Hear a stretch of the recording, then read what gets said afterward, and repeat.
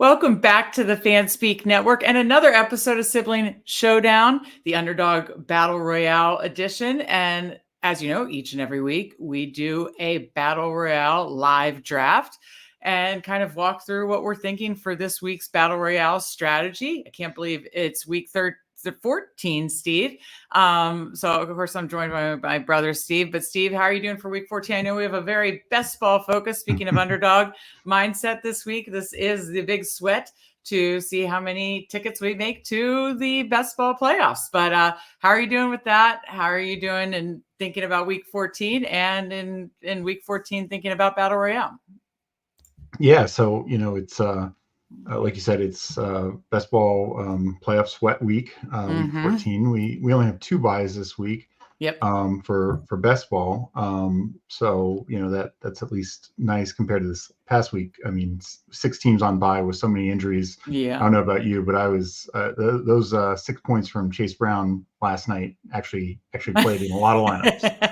Yeah, right. Just because it's and It Zay was that Jones. I mean, thin. Zay Jones and Yeah. Chase Brown ended up. Who would have hitting a lot of thought? Who lineups. would have Yeah. thought you needed that Monday night of week 13? Yeah. Yeah, just because, and I'm not talking bad teams. I'm talking about teams that are advancing and Yeah. really competing. Yeah. It's just all these other guys either having multiple guys on bye or injured. So, and then just there's just some big names really failed this week. So.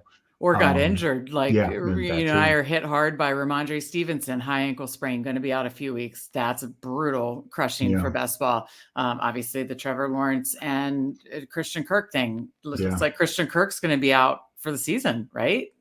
Yeah. Very sad, very sad. And then that does have impacts for Ridley and the rest of the receivers. Some good, some not so good. Like last night, I think they were able to key in on Ridley more. Very frustrating.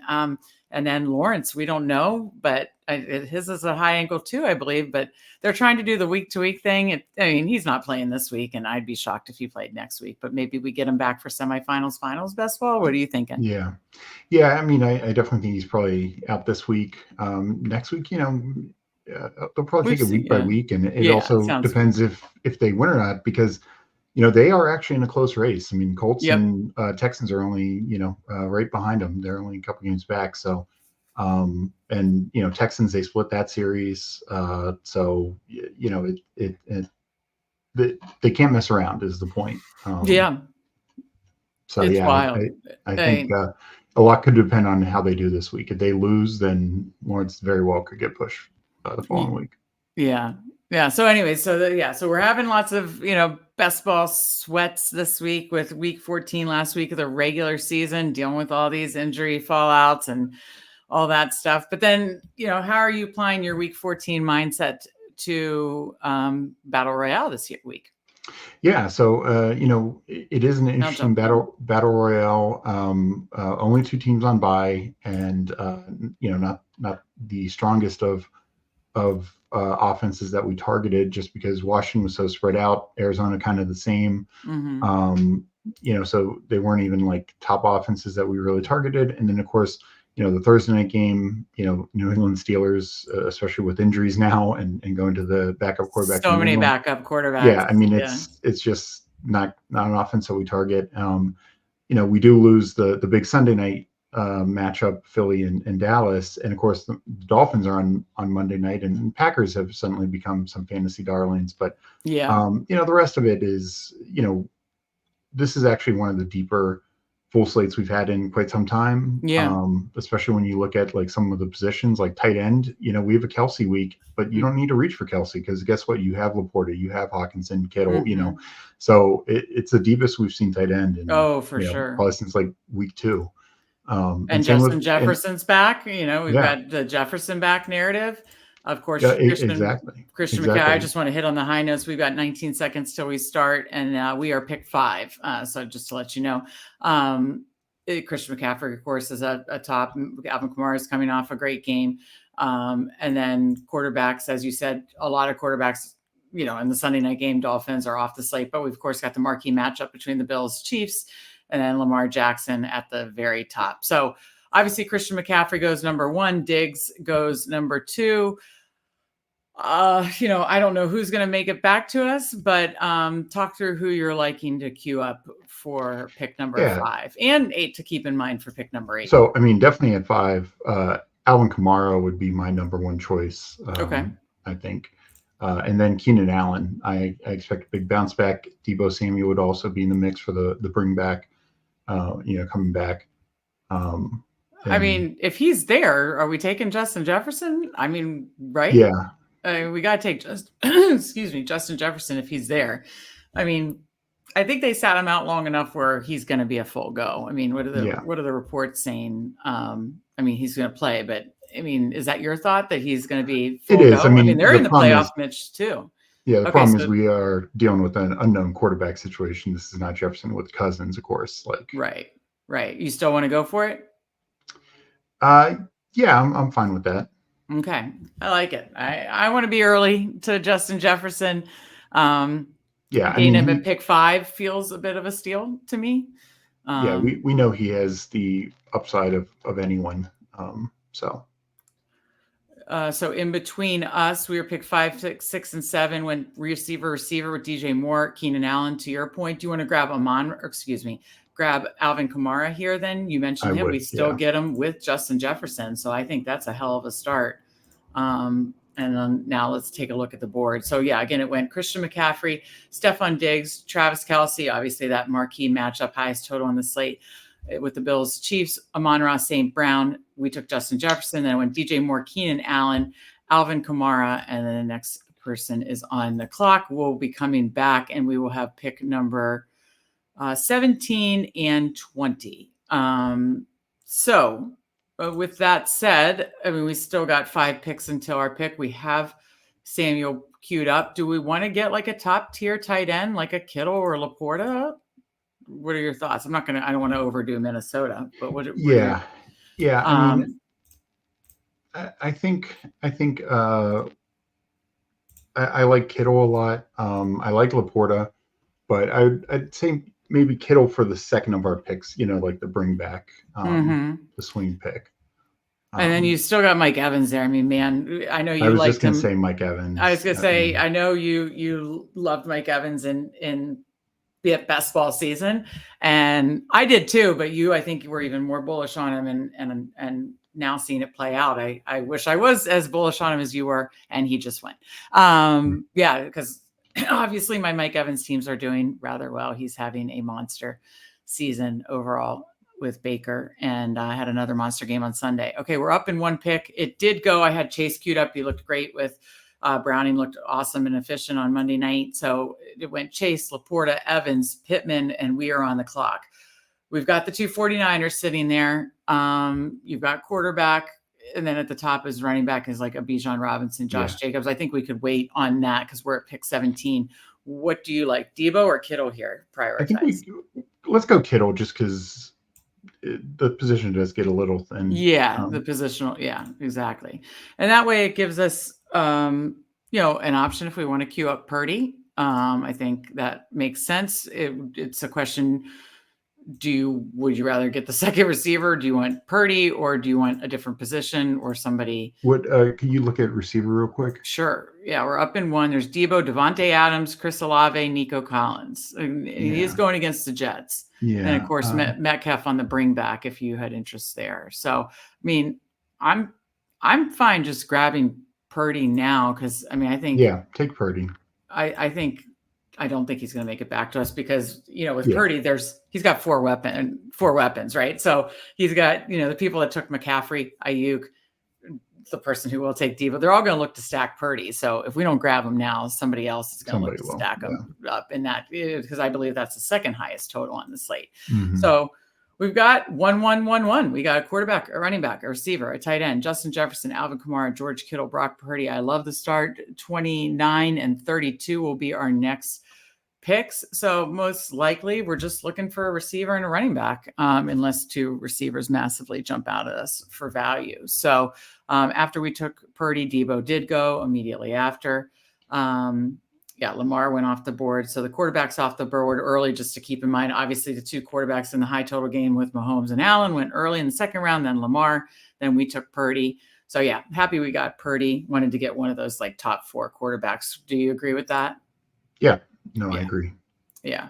Okay, so we're up in 5. We're looking for likely a running back and receiver. I'm going to queue up both. You tell me what you like. We got Bijan Robinson, Josh Jacobs. I like Isaiah Pacheco. I don't know about you.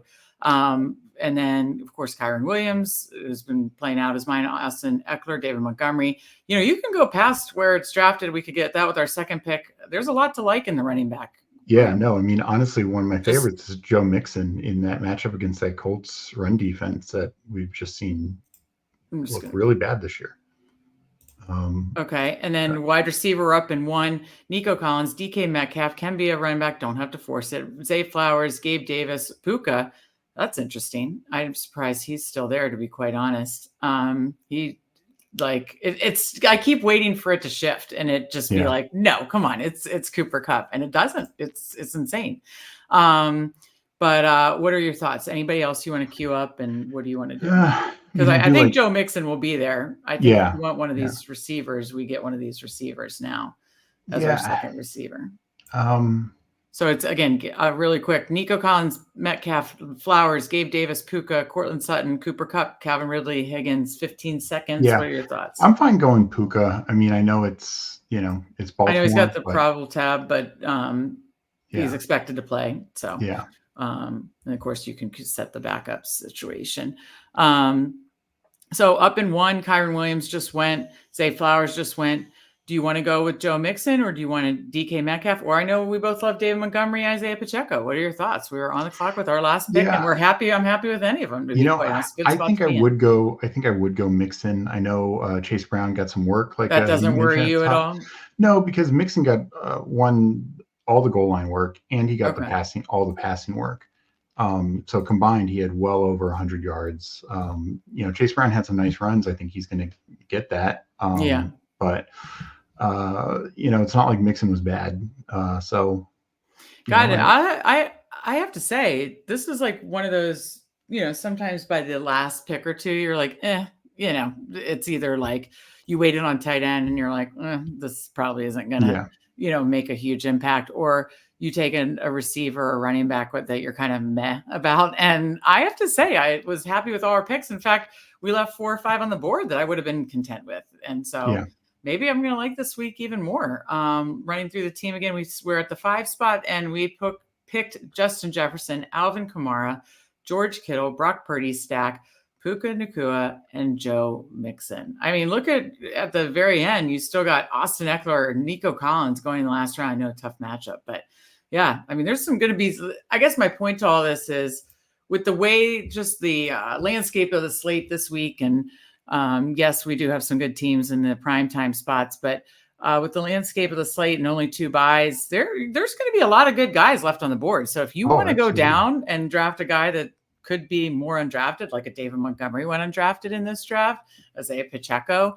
Or like we took Joe Mixon. Joe Mixon is not going to be 100% Joe Mixon drafted. Isn't going to be 100% drafted. The Seattle receivers, I think you make a case for a lot of these people that could end up optimal and aren't going to be 100% drafted. So I think that makes for a more fun slate, So those are my final thoughts. What are your final thoughts, Steve? No, I agree. I think this is deeper. Like you look at guys like Josh Jacobs on the board, Pacheco, Montgomery. I mean, these are good guys. And sure, I mean, Jacobs has good run defense. Buffalo can be up and down, but we've seen these guys go off and be really, really good. And Evan Ingram, with Kirk down, even with the backup quarterback, I mean, he's getting peppered with targets. He could be the type of tight end who really shows up late. So. No, I think there are options. Cortland Sutton is a guy who, he gets about a touchdown every week, but if he ever gets a second touchdown, and if it's ever going to come against anyone, it'll probably be against the Chargers. Then he could smash. So those are the types of things where that can make or break these types of, short 6-player contests. So. That's just the type of thing to keep in mind. In a slate like this, I really don't mind going off the board, passing up the clear cut plays, or the clear cut, looking at a tough matchup and being like, you know what, look at Nico Collins and be like, sometimes a tough matchup doesn't matter. I mean, look at DK Right. Metcalf this past week. Against Everyone Dallas, said that yeah. was a tough matchup against Dallas, and he absolutely 3 shredded. touchdowns, yeah, 3 touchdowns later. Final question for you before we get out of here, just because I always kind of like framing as I start a draft and the first couple of rounds play out, kind of where I want to focus my quarterback stack. And, you only have 6 quarterback stacks going off the board. I loved our Purdy one.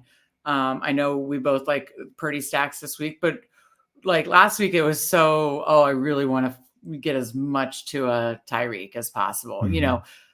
Do you have any of that this week? And like, I guess outside of Purdy, who are your 2 other favorite quarterback stacks that you're going to attempt to get a good bit of? Yeah, I mean, Josh Allen and Stephon Diggs Sure. is just, it's obviously tough to get because, Yeah, let's see if the person got it in this draft just out of curiosity. No, no, Josh Allen went before, so they did Diggs, exactly. Mahomes. Yeah. So it's going to be So tough it's to going to be get, tough. Yeah. But just but like last week, Tyreek and yeah, Tua was not super easy, no. but you could get it. So I think it could happen. It would just be difficult. Yeah. And the other one that I would say is, I think uh, Herbert, Keenan Allen. I think Yeah. it's a bounce back spot. Denver's secondary. We just saw Stroud, take it to them, Hmm. pretty well. I mean, Nico Collins just had 190 yards on them. Yeah, like I think that offense can clearly get right. We know Herbert has a talent, so that would be one, and definitely that's one that is. I mean, Nico or Keenan, you need to get early, but Oh yeah, Herbert is Herbert going was much later. undrafted. Yeah, Did he wasn't drafted? yeah, he's So not considered drafted, so you can get him, last fifth or round sixth round. potentially. Yeah, Yeah, yeah, that's huge. That's huge to be able to have yeah, that kind of flexibility within a draft and kind of load up every other position and round out that stack. So I like that. I like that. All right. Well, I think that's good. Check out Steve's rankings on fanspeak.com. The underdog rankings are up every Wednesday. Everything's free, of course, on fanspeak.com. We do now a daily fantasy short slate breakdown for early only, afternoon only, after Steve's massive wins. He had another great week this week. And so we will have short slate articles up on Saturday, his underdog rankings on Wednesday. Check out our betting cards for each and every slate. And yeah, thank you so much for joining us. Be sure to like this episode and subscribe to the FanSpeak Network on your way out. And for Steve, I'm Meg. Good luck in your drafts this week.